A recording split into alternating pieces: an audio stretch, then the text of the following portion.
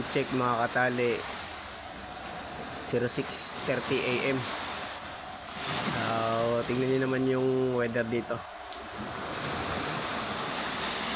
Ayun, dumadaan na naman sa ating harapan yung yung Tugo Travel. So palabas na siya ng Maynila. Dumaan na siya dun sa Corregidor Island, tsaka sa El Fraile.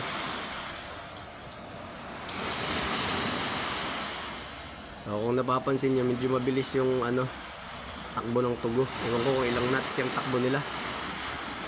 Kahit medyo masungit yung panahon dito. Ayan.